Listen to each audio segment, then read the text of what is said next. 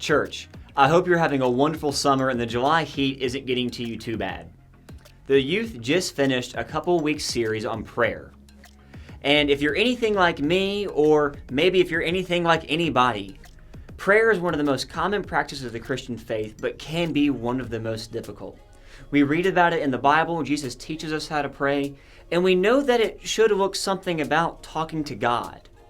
Well, at least if you've been to Sunday school, that may be the gist that you were told. But one of the most difficult things about prayer is that talking to God's the easy part. It's the waiting for God to respond that's not so easy. In our normal day-to-day hustle and bustle of life, it seems like in the mornings or at night, we get our quick 30-second shout out to God of our needs, wishes, and wants for the day, and then go on to our morning coffee, Starbucks, dropping the kids off to middle school, high school, soccer practice, piano lessons, violin lessons, and whatever it is that consumes your day until you hit the pause button and go to bed for probably something that's not 8 hours of sleep a night.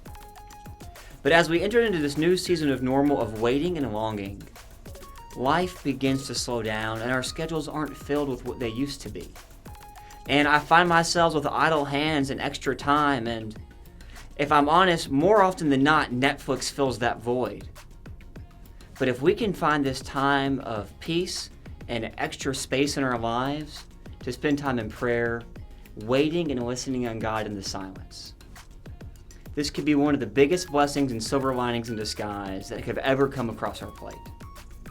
Because sometimes in normal, it's just too busy to listen to God. But my challenge to you this week is to take some of that extra time, some of the extra minutes of your day, where you're not shooting back and forth across town 9 different ways from Sunday, and just sit and be still and wait to see what God has to say to you.